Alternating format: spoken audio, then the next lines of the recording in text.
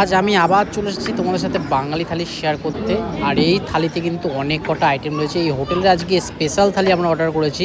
দুটো থালি কিন্তু সেম নিয়েছে, তার সাথে সালাড কিন্তু ফ্রিতেই দিয়েছে, কারণ কি এটার সাথে কমপ্লিমেন্টারি আছে। ফার্স্টেই ছিল একটা মিক্স ভেজিটেবল, তার সাথে রয়েছে আলু ভাজা, রয়েছে কিন্তু মুসুর ডাল জিরা ফোড়ন দিয়ে, রয়েছে কিন্তু 2 পিস রুটি।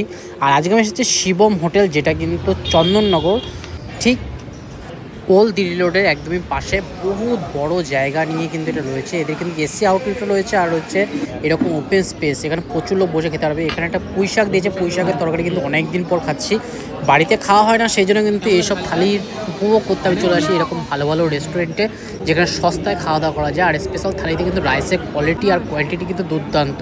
এক্সট্রা রাইস লাগলে কিন্তু এক্সট্রা কোনো টাকা লাগবে না, এক্সট্রা সবজি নিলেও কোনো এক্সট্রা টাকা লাগবে।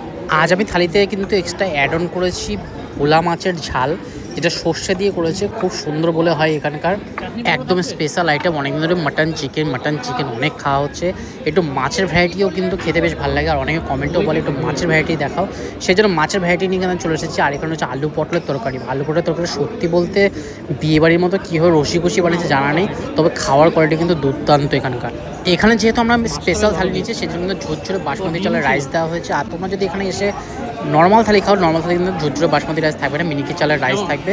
আর বাসমতি রাইস দিয়ে কিন্তু এসব খাওয়ার মজাই আলাদা। এখানে মিষ্টি রয়েছে, চাটনি রয়েছে, পাঁপড় রয়েছে, আর 4 পদের তরকারি রয়েছে, তার সাথে পনিরের তরকারি রয়েছে, 2 পিস রুটি দিয়েছে। রুটিটা ওই খেয়ে নেবে। আর এখানে কিন্তু তরকারি কিন্তু বারবার জিজ্ঞেস করছে তরকারি কোনো কিছু লাগবে কিনা। আমার সত্যি কথা বলতে এত আইটেম রয়েছে না, খেতে পারবো কিনা কোনো সন্দেহ নেই, সেই জন্য কিন্তু তরকারি এখন তো এক্সট্রা নিইনি। ডাল দিয়ে একটু আলু ভাজা দিয়ে খেয়ে দেখবো দুপুরবেলা, খুব সুন্দর লাগে ডাল আলু ভাজাও খেতে। তবে আমার ইচ্ছে ছিল এখানকার মাটন কষা খাওয়ার, কিন্তু মাটন কষাটা এখানে এখন শেষ হয়ে গেছে। আমরা একটু লেট করে ফেলেছি, 3টে সাড়ে 3টে বেজে গেছে, সেই জন্য এখন মাটন কষাটা অ্যাভেলেবেল নেই। তবে কিন্তু আমি ডিম কষা নিয়েছি, ডিম কষাটা খাবো। ডিম কষা খাওয়ার খুব ইচ্ছে করছিল, বাড়িতেও খাই। আর এখানে কিন্তু এক্সট্রা রাইস আমরা নিয়েছি, এক্সট্রা রাইসও কিন্তু একদম ঝুরঝুরে বাসমতি রাইস দিয়েছে। আর পনিরের তরকারিটা দেখো একদম ভরে পনির দিয়েছে, এমন না 3-4 পিস পনির দিয়ে তরকারি বানিয়ে দিয়েছে, এরকম কোনো ব্যাপার নেই, প্রচুর পরিমাণে পনির রয়েছে দেখতে পাচ্ছি। তবে আমার পনিরটা একটু ভাজা হলে বেশি ভালো লাগে, এটা কিন্তু কাঁচা পনির টাইপেরই দিচ্ছে, অত একটা ভাজা নেই, দেখতেই পাচ্ছ একদম সাদা, কিন্তু তরকারিটা হেভি সুন্দরভাবে কিন্তু বানিয়েছে। এখানে যে নর্মাল থালিটা রয়েছে সেটা কিন্তু 50 টাকা থেকে স্টার্টিং আছে, আর আমরা কিন্তু যেটা হচ্ছে স্পেশাল থালি, এটা কিন্তু 150 টাকা।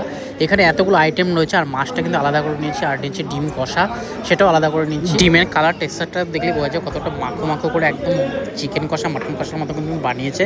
আর ডিম কষা যদি ভেজে হয় খুব সুন্দর লাগে। অনেক জায়গায় কিন্তু ডিম কষা ভাজে না, বয়েল ডিমটাই ঝোলের মধ্যে দিয়ে করে দেয়, কিন্তু এটা ভাজা ডিম রয়েছে, একদম হালকা ভাজা, বেশি ভাজা না। তবে আমার পোলট্রির থেকে কিন্তু হাঁসের ডিমের কষা খেতে দারুণ লাগে। হাঁসের ডিমের কষা শীতকালেই চলে, গরমকালে খেলে আরও শরীর গরম হয়ে যাবে, কিন্তু এখন সেরকম হাঁসের ডিম পাওয়া যায় না। আর এই ভোলা মাছের সর্ষে ঝাল কত সুন্দর প্লেটে করে দিয়েছে, আর এই মাছটা কিন্তু দুর্দান্ত, কতটা বড় সাইজের দিয়েছে, আর মনে হচ্ছে ডিমও আছে এরকম।